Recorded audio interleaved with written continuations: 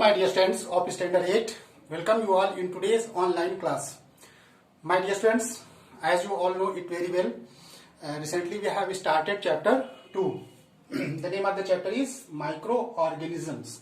Microorganisms ये हमारे friend and फो दोनों फॉर्मेट में हमको इसको स्टडी करना है. So dear students, there are some concepts, some points, contents regarding the chapter we have discussed so far. So dear students, in my previous video, all of you have seen that we have described about the microorganisms and its kingdom. So you have seen there some microorganisms introductions. So dear students, let us move towards the another points, that is, where do microorganisms live?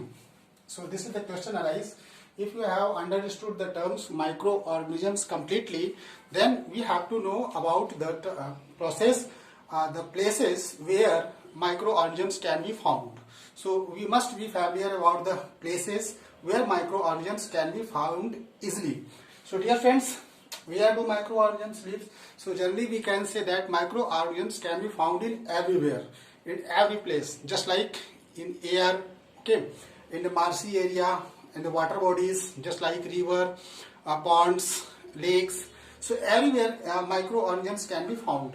And the weather conditions, what will be the effect of climatic conditions, environmental conditions, which directly affects the growth of microorganisms. So microorganisms can grow, can survive easily in all types of the climatic condition, just like in spring, hot summer seasons, winter seasons, in hot seasons, in every seasons, in every climatic conditions, microorganisms can survive properly. So dear friends, it is the question arise that if you are not sure about that microorganisms can be found in the water bodies, just like pond water. So we have to collect the pond water in a beaker. So if you have collected the pond water in a beaker and pour them for the then you will find that there are some impurities which are dissolved in the water.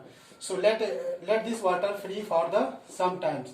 So when the impurities settle down in below bottom of the container, then you can put few drops of the water and analyze the water with the help of the microorganisms. So in that case you will find some microorganisms moving position. So if this few drop of water is put on slides, glass slides, and is observed with the help of the microscope, then you can find there are some microorganisms which moves to and fro. So this is the conditions, and we can assume and we can believe this, that microorganisms can be found in large water bodies. So dear friends, these are the inhabited place, living place, adaptations. We have discussed about the adaptation of microorganisms. So let us move towards the another point, that is, we have discussed about the two factors on which we have to study about the microorganisms. One factor is beneficial and another factor is harmful. So dear friends, all of you know it very well, and I have already told you that microorganisms may be beneficial and harmful for you. So let us study about that one by one. So dear friend, first of all we must study about the beneficial friendly microorganisms, or you can say that useful microorganisms. How microorganisms are helpful to us, let us discuss in detail. So first of all, there are some points which have been mentioned on the blackboard. So dear friends, you can see here, one by one we will discuss about every point in detail. So first read that. पहला point देखिए क्या कहता है students. Microorganisms are utilized in making of curd, bread and cake.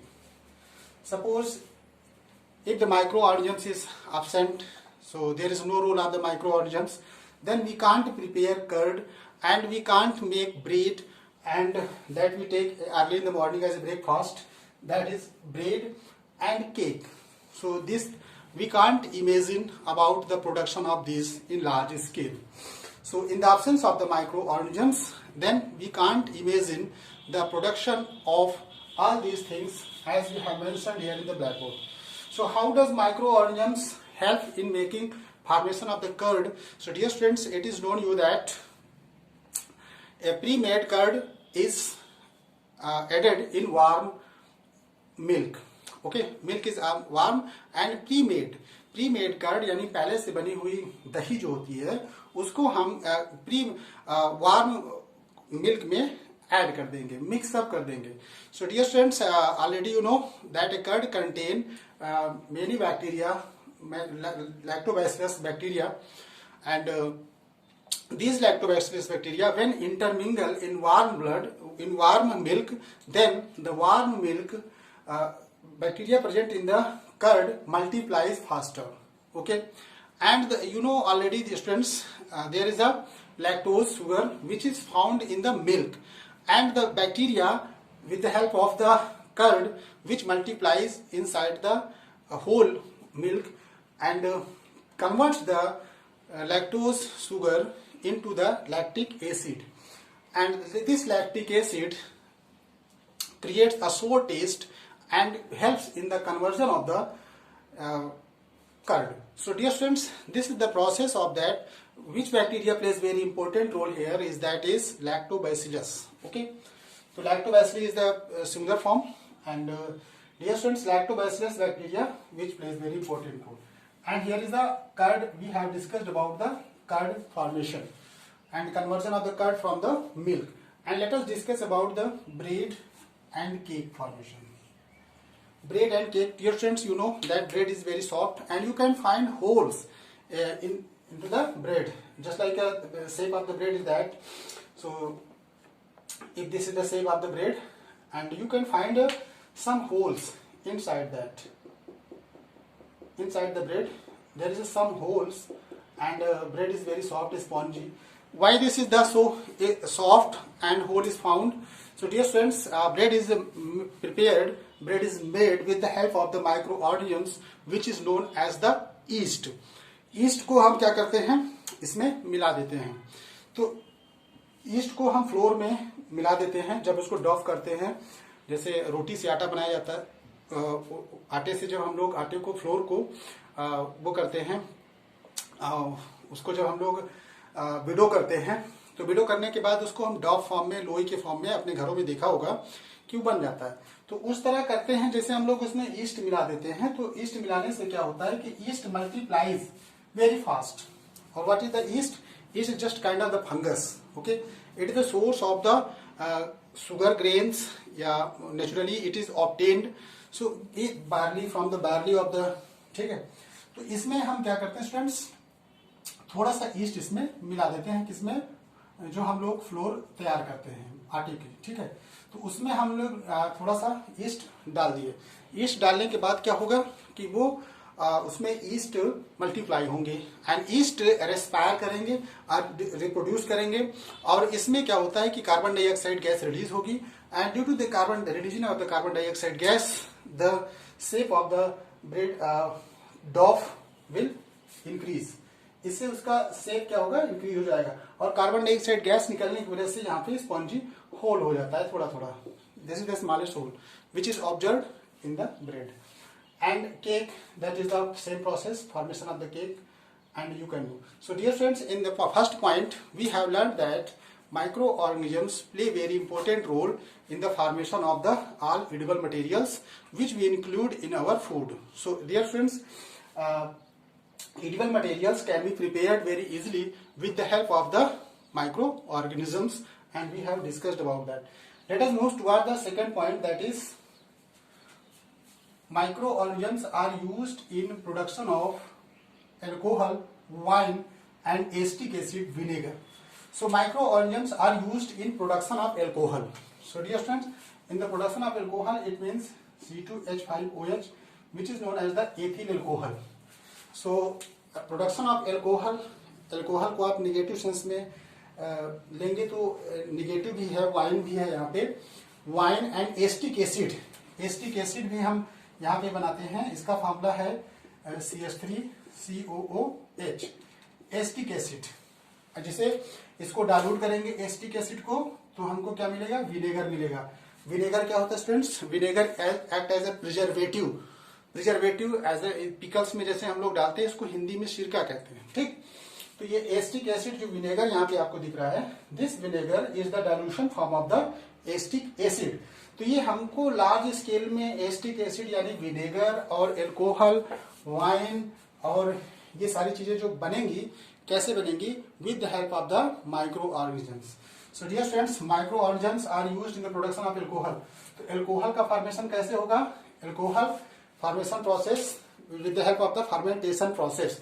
So fermentation process में क्या होता है कि glucose is break down into the ethyl alcohol and carbon dioxide gas, that is the anaerobic respiration.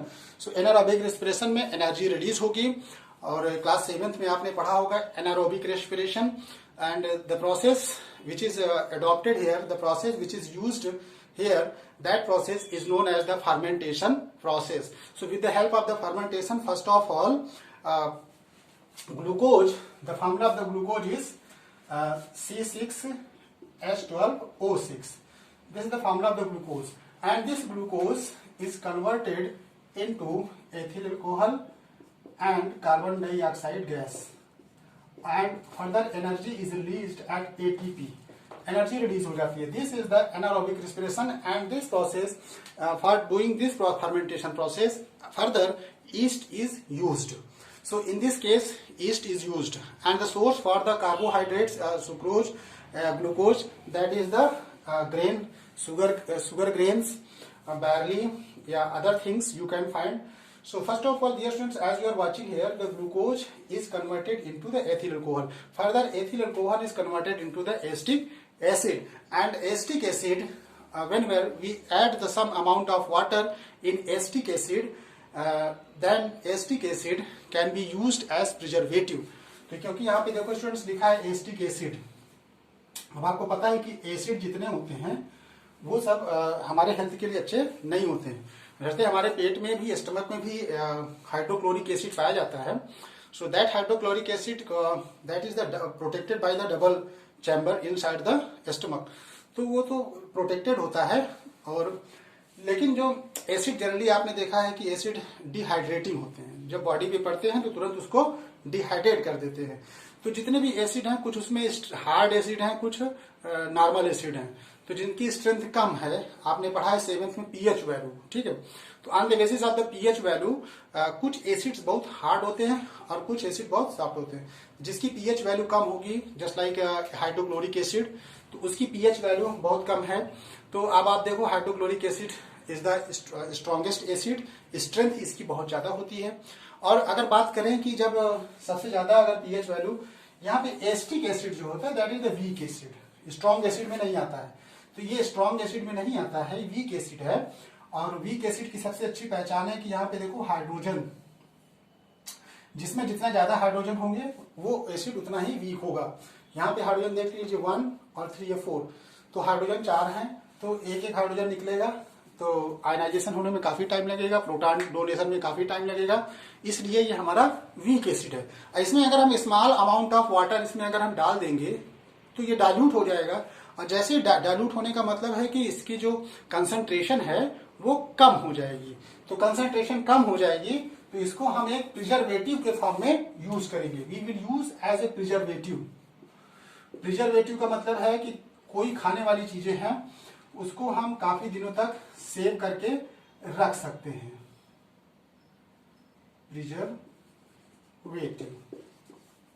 Preservative मतलब कि जैसे कुछ edible material है उसको हम काफी दिनों तक सेफ रख सकते हैं खाने, जैसे अचार में डाल दोगे तो पिकल्स में, तो पिकल्स जल्दी स्पॉयल नहीं करेगा। ठीक, ऑयल डाल देते हैं, साल्ट डाल देते हैं, ये सब हमारे सब प्रिजर्वेटिव हैं डिहाइड्रेशन चेक करने के लिए।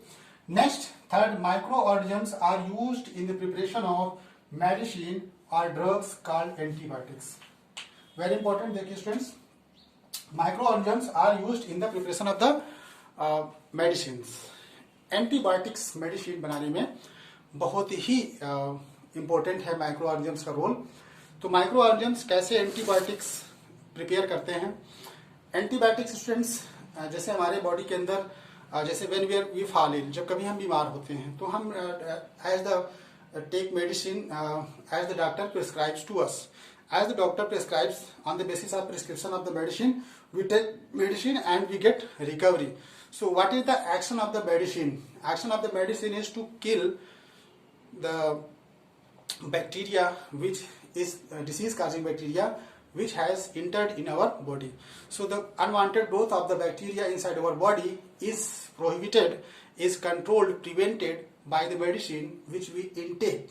Okay, so medicine कुछ इसमें एंटीबायोटिक, अगर बैक्टीरिया हम लोग बैक्टीरिया डिसीज से प्रभावित हैं, बैक्टीरियल डिसीज अगर हुई है तो उसमें एंटीबायोटिक काम करेगी.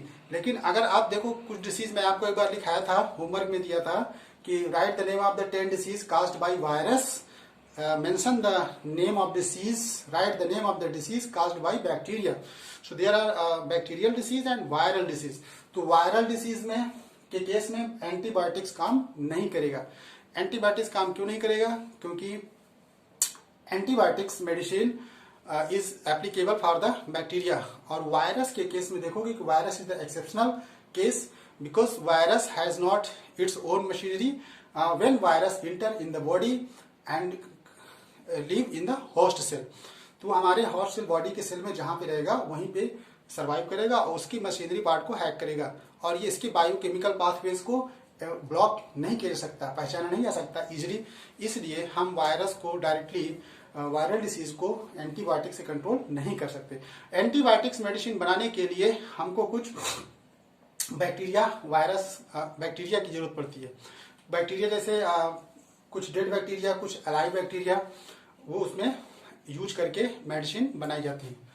तो यहाँ पे देख सकते हैं कि micro organisms are used in the preparation of the medicine drugs called antibiotics. तो अब इसमें जैसे देखो वैक्सीन बनाने में, वैक्सीनेशन प्रोसेस, वैक्सीन फॉर्मेशन में आपने देखा होगा कि जैसे इस समय चल रहा है, देखिए कोविड-19 वायरस. ठीक, वायरल डिसीज के लिए वैक्सीन बनाने में इतना टाइम क्यों लगा? इतना टाइम इसलिए लगा क्योंकि वैक्सीन जो बनाई जाती है that is prepared from the dead और alive microorganisms of the same types of the micro organisms. जैसे same types of microorganism, जैसे कोरोना वायरस है, कोरोना वायरस के स्टडी करने के बाद उसी टाइप के वीक माइक्रोब्स को with the help of the injection या with the help of the oral drop suspension या जैसे हमारे बॉडी के अंदर एंट्री कराएंगे. तो जैसे एंट्री कराएंगे वैक्सीन, तो वैक्सीन क्या करती है? वैक्सीन हमारे बॉडी के अंदर जा करके हमारे इम्यून सिस्टम में एक एंटीबॉडीज का फॉर्मेशन करती है. ठीक, एंटीबॉडीज का फॉर्मेशन होगा और वो एंटीबॉडीज जो डिसीज काजिंग माइक्रोब्स हमारे बॉडी में डेवलप किए हैं माइक्रो ऑर्गेनिजम्स को किल करती है. ठीक है, और ये है कि ये हम खुद हमारे बॉडी में कोई रिएक्शन नहीं करती है, एंटीबॉडीज का फॉर्म करती हैं और वो एंटीबॉडीज हमारे ब्लड में घुल जाता है, डिजॉल्व हो जाता है. और जब कभी हम फिर से बीमार पड़ते हैं, whenever we fall in again, जब कभी फिर दोबारा बीमार पड़ते हैं उसी टाइप्स के माइक्रोब से, तो वो जो एंटीबॉडी हमारे ब्लड में प्रेजेंट है will help as the fighting and it will control the body. So in this case we can say that vaccination process and drugs formation, medicine formation में micro organisms का बहुत ही important role होता है. Next, micro organisms are used in the agriculture. Agriculture में micro organisms का बहुत बड़ा यूज है. Micro organisms are used in agriculture to increase the fertility of the soil by fixing atmospheric nitrogen gas. देखिए plant के लिए और human beings के लिए, एनिमल्स के लिए जो सबसे इम्पोर्टेंट है वो नाइट्रोजन होता है. ठीक है, तो प्लांट्स के प्रॉपर ग्रोथ के लिए नाइट्रोजन बहुत ही इम्पोर्टेंट होता है. तो नाइट्रोजन एटमॉस्फेयर में जो नाइट्रोजन प्रेजेंट है, that nitrogen present in the atmosphere and you know that 78% nitrogen is present in the atmosphere. अब एटमॉस्फेयर में जो नाइट्रोजन 78% प्रेजेंट है, इसको डायरेक्टली प्लांट नहीं ले सकते because it is the form of the gas and plant accept the nitrogens in the form of the compound. So in the form of the compound, nitrogen plant accept the nitrogenous compound, nitrogen से mixed compound को ही plant accept करते हैं. तो अब इसको accept करने के लिए कुछ भी, जैसे सॉइल में ब्लू ग्रीन एल्गी पाई जाती है, ठीक है। अगर ब्लू ग्रीन एल्गी को हम सॉइल में मिला दें तो blue green algae play very important role, और ये बायोलॉजिकल फिक्सर हैं, बायोलॉजिकल नाइट्रोजन फिक्सर हैं, और ये क्या करते हैं कि एटमॉस्फेरिक नाइट्रोजन को कन्वर्ट करते हैं और सॉइल की फर्टिलिटी को बढ़ाते हैं और नाइट्रोजन कंपाउंड्स को फिक्स करते हैं सॉइल में। और कुछ सर्टेन बैक्टीरिया भी होती हैं, जैसे मैंने आपको बताया था राइजोबियम बैक्टीरिया। तो ये राइजोबियम बैक्टीरिया जो लिग्यूमिनस प्लांट्स के, जैसे पी प्लांट्स है, लिग्यूमिनस प्लांट्स में, पी प्लांट्स टाइप में ये पाया जाता है, और ये भी नाइट्रोजन गैस को नाइट्रोजन के कंपाउंड में बनाने में, कन्वर्ट करने में हेल्प करता है, और सिम्बायोसिस प्रोसेस के थ्रू नाइट्रोजन सप्लाई होती है in the form of the compound. So you have to remember students, the plant accept only the nitrogen in the form of the compound, and in this way microorganisms play very important role, just like rhizobium bacteria and blue green algae play very important role in this types of the formation. And microorganisms clean up the environment. So dear students, you are looking here that microorganisms play very important role in many aspects of life as we are discussing. So next is microorganisms clean up environment. So dear students, how does microorganisms clean up the environment? So if the environment, if any dead bodies of any animals is thrown directly on the road, and you have seen these types of the casualty, and dear students, after some times you observe there no one has disturbed that body, and automatically that dead body decomposes. So who decomposes, who play very important role in decomposition of the dead body which is lying on the ground? So dear students, microorganisms which are present in the air. So already I have told you that where do microorganisms live? So microorganisms live in the air. जो air में microorganisms होंगे वो क्या करेंगे कि decompose करेंगे और उस किसी ऑर्गेनिक कंपाउंड्स में कन्वर्ट कर देंगे उसको, और सॉइल में मिक्स कर देंगे। इससे सॉइल की फर्टिलिटी भी बढ़ेगी और एनवायरनमेंट भी क्लीन रहेगा। सो इस केस में आपने देखा स्टूडेंट्स कि माइक्रो ऑर्गेनिजम्स कितने हमारे लिए हेल्पफुल हैं। माइक्रो ऑर्गेनिजम्स हमारे लिए बहुत ही हेल्पफुल है, और मैंने आज जो डिस्कस किया है that is the friendly micro organisms. हमने इसका एक पस जो लिया है कि micro organisms is helpful,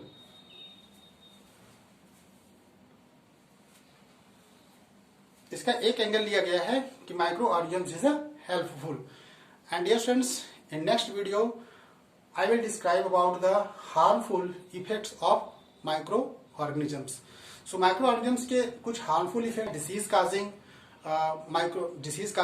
bacteria, disease causing microbes, उसके बारे में हम लोग नेक्स्ट वीडियो में डिस्कस करेंगे, और नाइट्रोजन साइकिल के बारे में डिस्कस करेंगे, और कुछ अभी प्रिजर्वेटिव की बात हो रही थी, फूड प्रिजर्वेटिव, उसके बारे में हम लोग डिस्कस करेंगे। How can you retain, how can you preserve food for being spoil, spoilage होने से कैसे हम फूड को बचा सकते हैं। ये सारे पॉइंट्स की चर्चा हम लोग नेक्स्ट वीडियो में करेंगे। तो आशा करते हैं कि आज जो हम आप लोगों से डिस्कस किए हैं ये आपको समझ में आया होगा, और with the help of the books you have to learn all the points related to the micro organisms. Thank you students for watching today's video, and the work which will be attached at the end of the video, don't forget to solve that work in time. So you have to solve the work which is attached in the video, and so watch the video at the end and do the work in time and send to me. Thank you students for watching today's video.